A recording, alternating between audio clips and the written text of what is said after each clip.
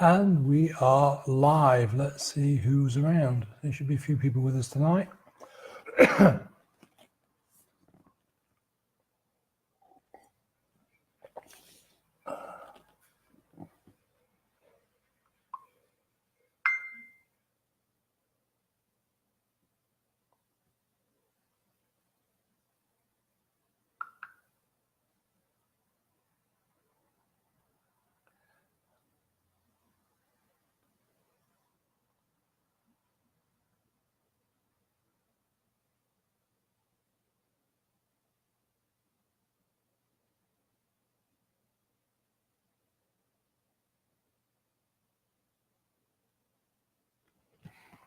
Holly, hi, how's it going?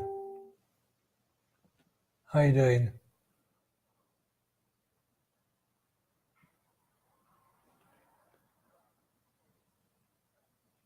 Can you hear me okay, Holly? Can you just give me a thumbs up or something to let me know you can hear me?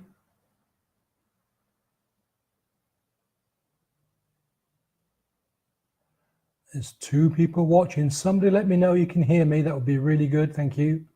Should be able to because the volume's on.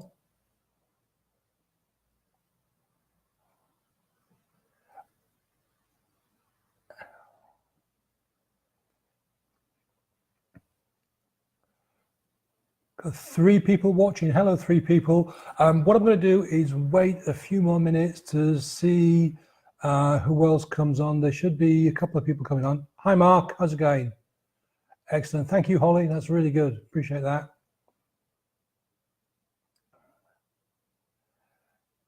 There's another person. There's a couple of people coming on. There's about half a dozen that I'm expecting, but we'll see, who comes and goes. We'll give it another minute and then we'll start.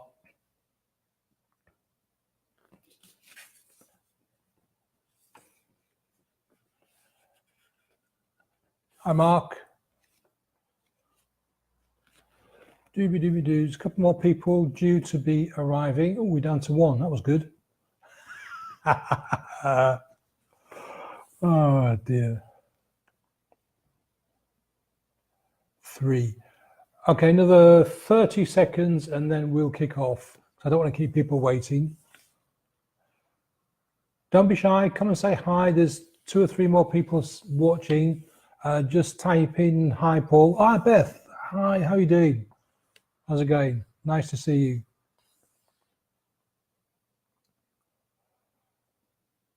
Okay, right, before I start then, I just wanted to remind everybody that's watching that I've got 1, 2, 3, 4, 5 slots left for my strategy calls. If you're really fed up with the situation that you're in and you want to quit drinking forever, finally for good, hit a yes in the comments box and then I'll get in touch with you as soon as we finish with this. So that's that out of the way. So there's 2 things that I want to talk about tonight. And the first one is in relation to a question that I got yesterday when I did a Facebook Live. And the question was, what if you're afraid of doing better or changing because every time something good happens, I'll read it again. What if you're afraid of doing better or changing because every time it goes good, something bad happens, like I'm not meant to be happy? And hi, Elena, nice to meet you. Now, this is really, really sad. And I see this quite a lot in many of the groups that I'm in, because as well as being the hypnotherapist and the hypnotist, I have clients. I do a lot of research. I spend a lot of time talking to people. I spend a lot of time in various groups reading comments that people sort of put in there.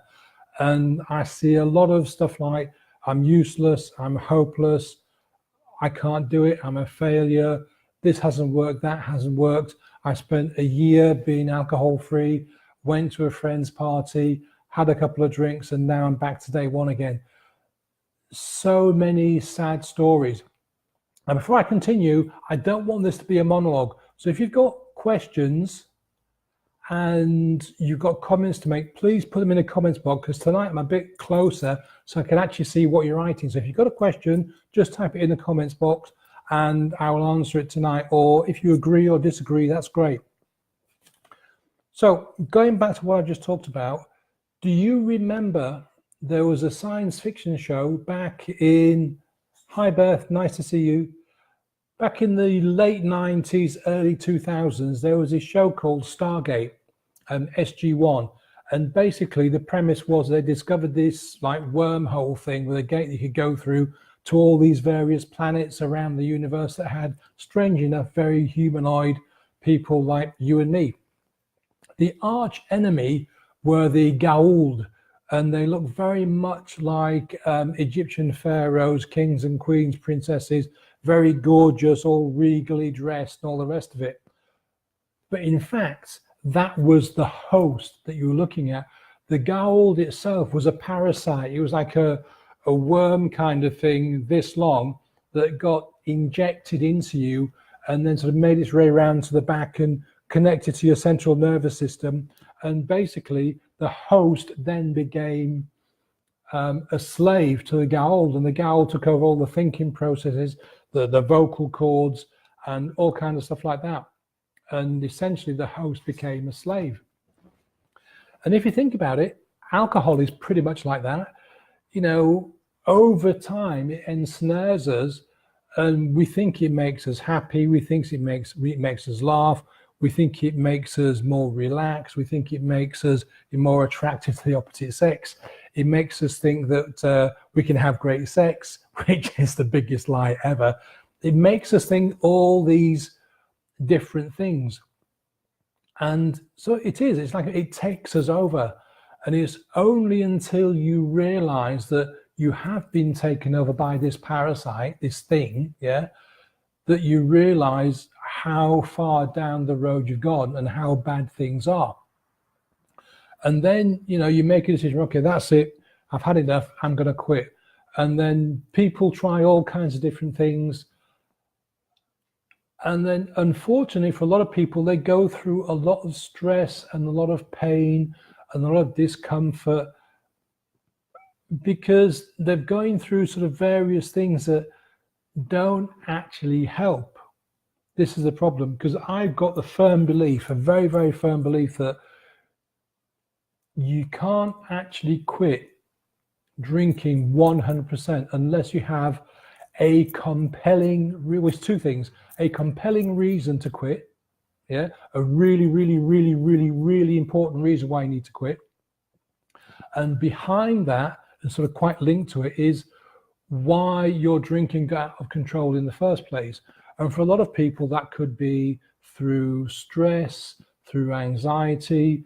Your brain wants to protect you, wants to numb you from an incident that happened many, many years ago. So it thinks, well, if I pickle the brain in alcohol, she won't be able to remember this terrible thing that happened.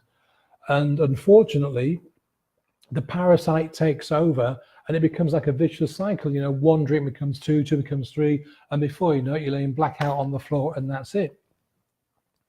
I was reading something today. Let me just turn this on. Sorry, if I look down, because I've made some notes so I don't forget my track. Here we go.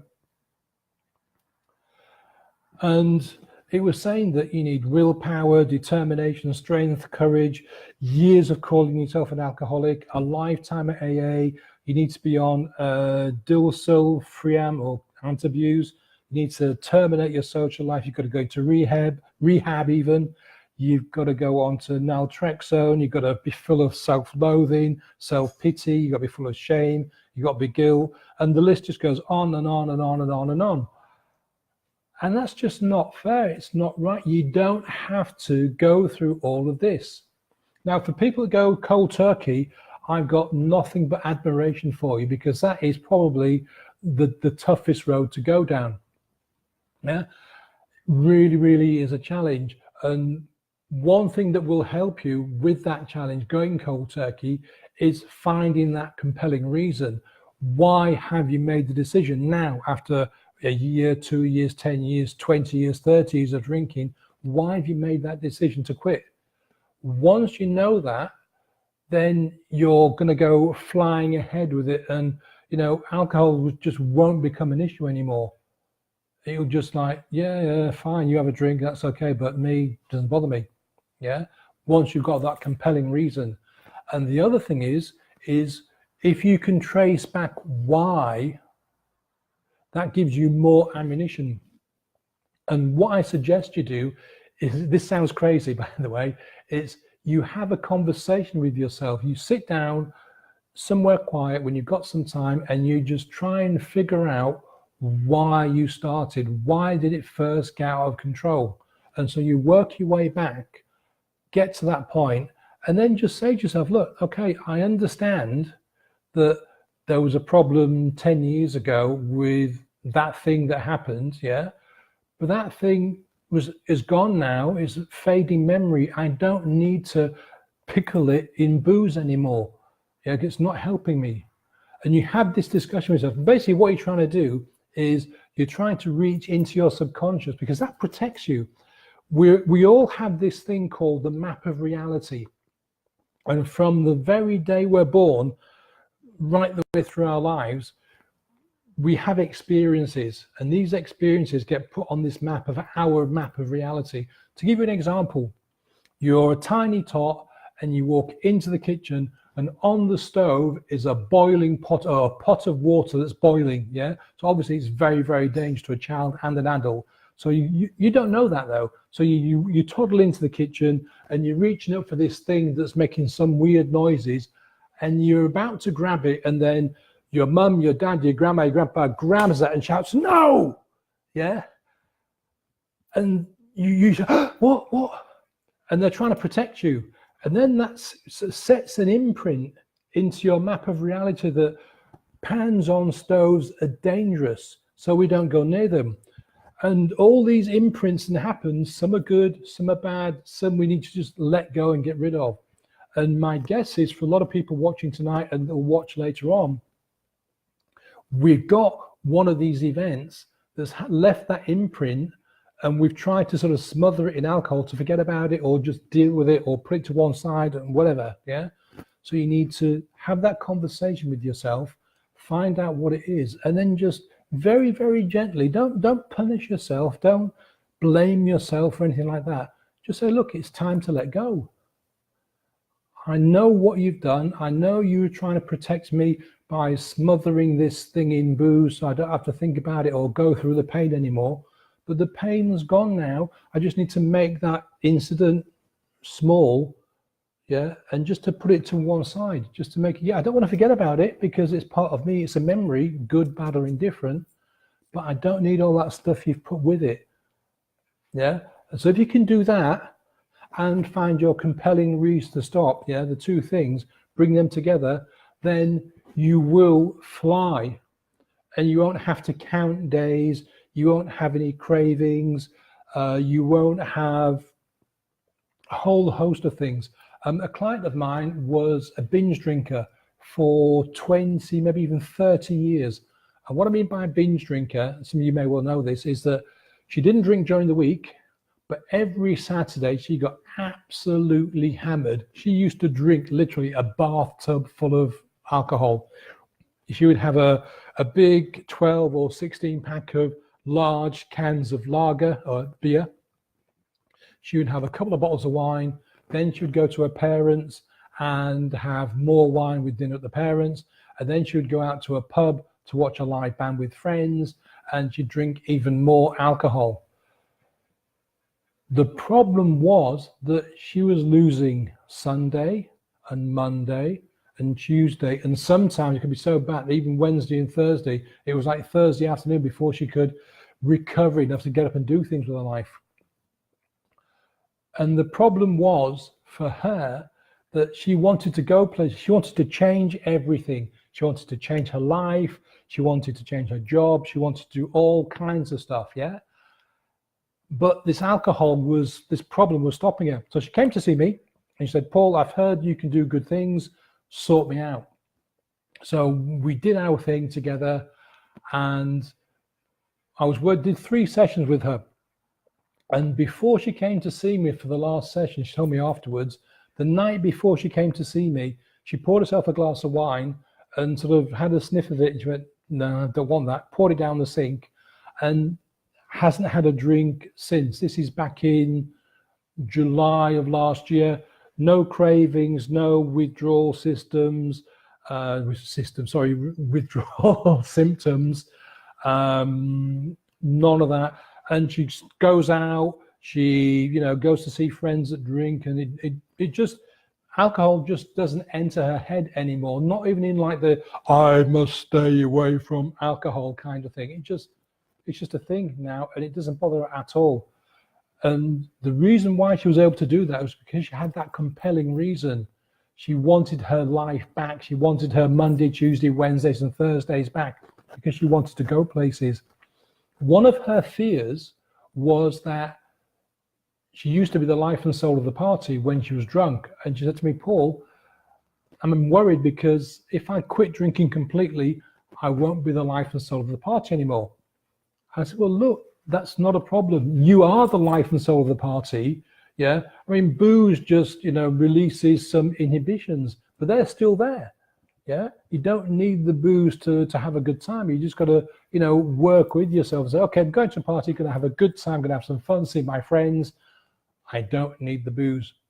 And we worked through this, did the hypnosis method that I use, and work fine. She goes out to parties all the time and sees friends, and she's completely changed her life around. So, but she had those two compelling reasons. We found out what started it in the first place and where she wanted to be. And we put those two together, and that was it. So I've been talking for quite a while now. Has anybody got any comments or questions that they'd like to add? Oh, we go. No. I'll just pause for a second there, give myself a glass of water. Anyone got any comments or questions, or do you agree, do you disagree? Just type it in the comments box.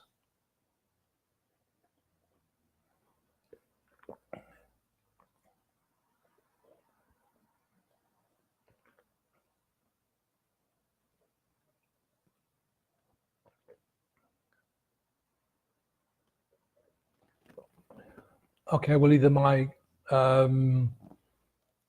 computer has frozen or there's no comments or questions, which could either be a good thing or a bad thing, who knows.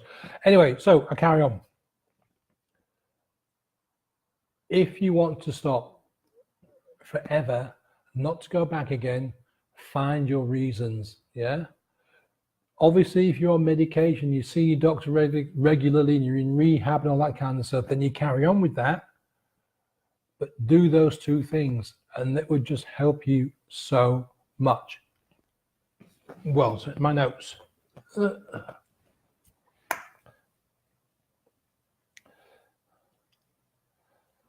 Oh, yeah. I was reading earlier something that surprised me. The AA, the Alcoholics Anonymous, gets a lot of praise, and there's a lot of sort of, you must go there, that's the only way forward kind of thing. But there's been some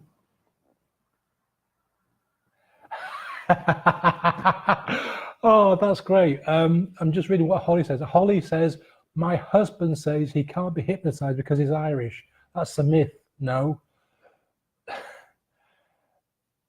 Anybody can be hypnotized, but I can't hypnotize everybody. Yeah. You have to have a rapport with the person. Just like if you have a chat with somebody in a bar, you can, you instantly know whether you're going to get on or whether you're not going to get on. It's the same thing when a client comes to see you. That's why I do the various calls and consultation, because before we can actually meet, yeah, I have to do the strategy call to find out if we are a good mix, if we're going to work together well, if we're going to gel. Because if we're not, then I can't help you with the best will in the world. We have to be able to get on. We have to have that understanding.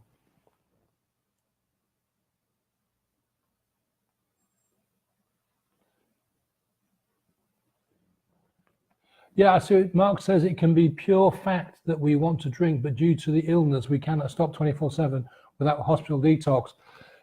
I agree. I mean, if you've been drinking not you personally, Mark, but if somebody's been drinking a bottle of scotch every day, 7 days a week for the last 20, 30 years, then yeah, you've got to go through, like I just said, you've got to go through the medical process. But at the same time, or just after that, You find those two things I was talking about, and that will really, really help you. Yeah. So what was I saying? Right. Yeah, the AA. There's a lot of stuff coming out now about how the AA isn't as brilliant as people make it out to be. Now, I'm not knocking them because the AA does work for some people and has worked for others. The problem you've got is they did some peer-reviewed studies, so scientific studies that were checked and rechecked by other independent sources.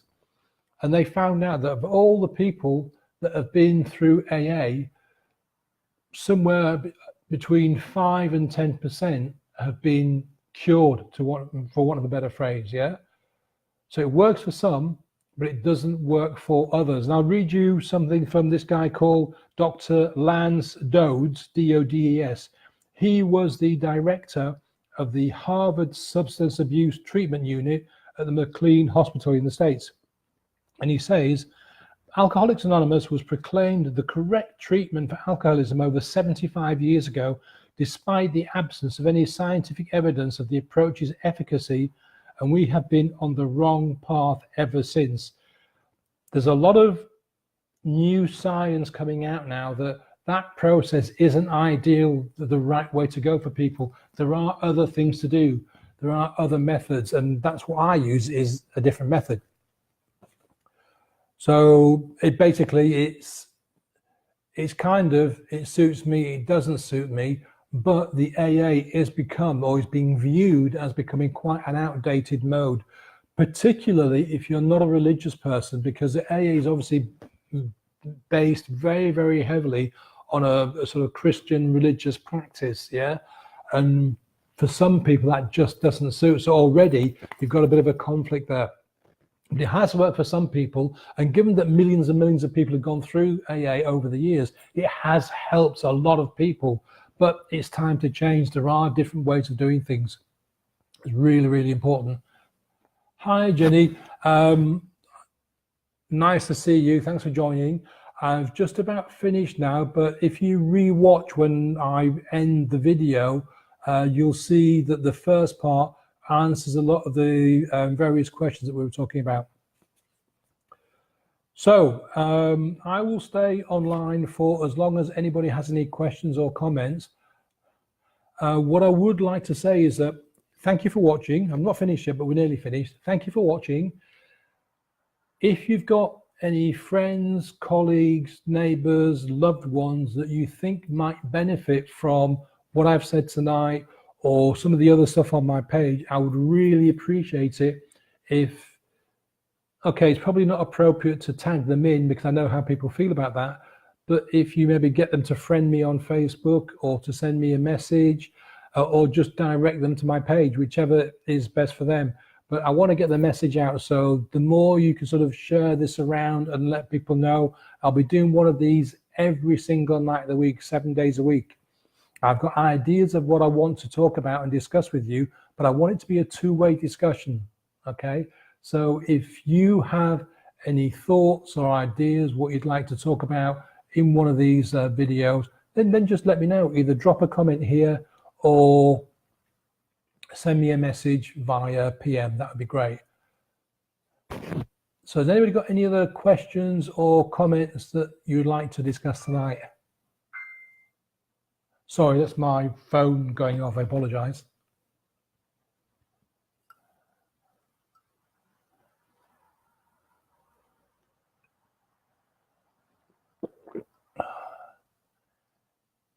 Any other comments or questions or discussion points for tonight? Give it another couple of minutes and then I'll say goodbye. Oh, brilliant, Holly. I appreciate that. I'm doing this every night. So Beth has got a really good question. What are your thoughts on addiction and genetic tendency? There's a lot of research coming out now that says, oh yeah, there's a gene for this and there's a gene for that and there's a gene for the other. And they've said that some people have a, what's the word? Oh, I've forgotten the word now, it begins with P, but basically they have the potential to become addicts, yeah? And I disagree with this completely because you can only become, well, first of all, there's two reasons I disagree with it. You can only become an addict if you take the addictive substance. Okay, that's the first thing. And secondly, there isn't enough evidence yet. Yeah, there isn't enough evidence to say that there are 25 genes that will make you an alcoholic. It's just not clear. The studies are, for a study to be taken as fact, yeah, it needs to be peer reviewed. And that means that a scientist in this lab and a scientist in that lab and lots of other scientists, first of all, have to see the initial study published in a magazine like PubMed, for example. Then they have to say, oh, that looks interesting. I want to go and have a look at that and see if I can prove the guy wrong, because that's how science works. You see somebody goes, okay, there's a gene for this. So you think, yeah, okay, fair enough, how do you go prove it? So they then go away and copy the research that the first scientist has published, and then they try and reproduce those results.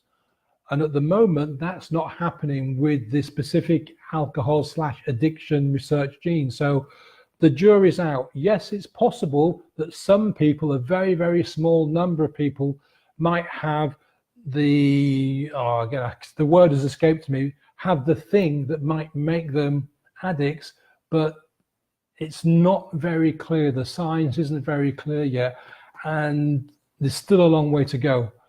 It's like they used to say years ago that there was a fat gene, and if you had this fat gene, you were going to be a fat person no matter what.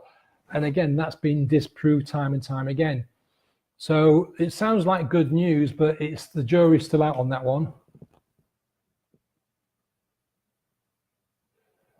Okay, what else we got? Good question. Yeah, Mark says, I strongly believe in the genetic theory, I think. Yeah, well, this is the problem, Mark, because you see something posted on Facebook or in the news or whatever, and Facebook and the news tend to skew things, yeah? And they like the sexy headlines. They like the stuff that's going to make you, oh, yeah, wow, yeah, that's true, and click and watch everything else they publish. So you have to be very, very careful when a new study comes out, because unless they're peer reviewed, they're not really worth the paper they're written on until somebody else had a good look at it and tried to reproduce the effects. I'll give you an example. There was a big hoo-ha a few years ago about water, about you could put this, I forget what it was now, but you could put this oil or something in water and dilute it to the nth degree, and it would still have an effect. Yeah. And then this scientist went, okay, I'm going to prove that. And she actually proved it. Yeah. And it became big news all around the world that taking this, we'll call it an essential oil, but it wasn't essential oil. Take this thing, dilute it to the nth degree, and then, you know, swallow it, and it would work magic for you. And that's what she proved. But then she actually published it and sent it out for peer review. And about 6 or 7 or 8 different scientists did exactly what she said. They couldn't reproduce the results that she'd come up with. So basically, the initial science was flawed, yeah, because they couldn't reproduce it. That's another one. Addictive personality is a myth. It doesn't really exist. We don't have addictive personalities. What we have is life, yeah. Life throws a whole lot of different things at us, and some of us are able to combat that fairly well. Others of us aren't able to combat it, or we have a different strategy for dealing with it, yeah? Because don't forget, the human species as we are today is what, less than 200,000 years old or thereabouts? So we've still got a lot of stuff inside us that we had when we were living in caves, yeah? And like the fight or flight and stress and all kinds of stuff is still in us from prehistoric times, as far as we're concerned, and that's been brought into the modern era.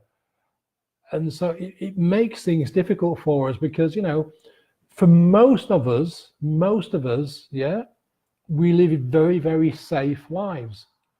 Okay, so we're not being chased by, you know, saber-toothed tigers, or we don't have to go and run down a bison to kill it for food anymore. We go to the supermarket. So our lives are comparatively safe.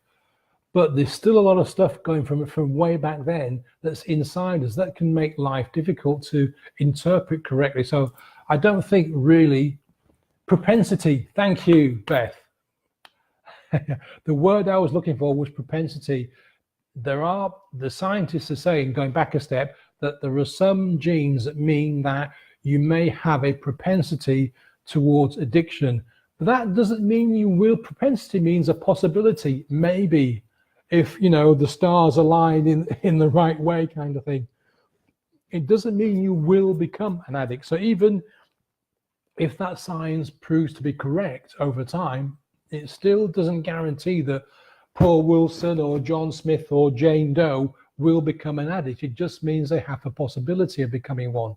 And that's a big, big difference to saying that this gene will make you an alcoholic.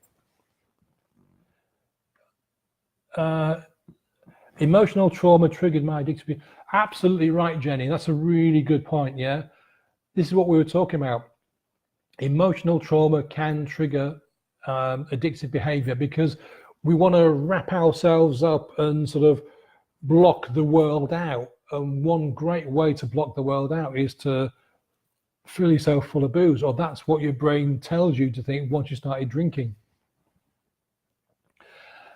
Beth, yeah, this is a really good point. Alcohol has been romanticized for years. I don't think it's romanticized, just it's sold, basically. We've all seen the adverts of the young, sexy group of boys and girls in the bar with their glass of scotch or brandy or beer, having a great time. They're all laughing and joking in a responsible manner. They're all dead sober. None of them have spilt their drink. None of them are lurching around. Nobody has thrown up. Nobody's thrown a punch. Nobody's got in their car and driven home and killed somebody or beat their wife to crap, you know. The marketers do their job, which is to sell the booze, and society has just, you know, followed along. Now, think about this, you know, heroin is the most addictive substance in the world, and quite rightly, it's illegal, yeah? Just think about this for a second. What would happen if we just discovered alcohol 6 months or a year ago? Yeah, just pretend for a second. Yeah, we've just discovered this thing. We found it in the Amazon, and this, you know, we found this thing called alcohol. What do you think would happen? I bet you $1 million to $1 that it would become illegal. It would become known as a Class A drug instantly, because alcohol is the second most addictive substance. It kills 100 times more people around the world every year than heroin does, and then in fact all the other illegal drugs put together. That's how bad it is. And yet, because it's been around for a long time, we've become socialized to it. It becomes the norm, and it's only until it becomes, well, not too late, but it only becomes a problem. So you only recognize that you've got a problem when it becomes a problem. Yeah, that's what I was trying to say. So yeah, it's just one of those things. That's the problem, yeah. Anyway, I want to go on for about half an hour. So any more questions and any ideas for what you'd like to talk about tomorrow? I would really appreciate it. Yeah, let me know. So once again, if you would like to stop drinking forever and a day, yeah, and forget about it being an issue, put a yes in the comments and I'll get in contact with you as soon as we're finished. If you know anybody that could use my help or a chat with me or the information I've got on my page, get them to come over or just send me a PM and have a chat with me. It's been really, really nice to see everyone tonight. Mark, Beth, Jenny, who else is on there? Amanda and a few other people. I think they've gone now. Let me just have a quick scroll through. Holly. And there's one other person. Olena. Yeah. Thanks for watching, guys. And I'll see you again very, very soon. Bye now.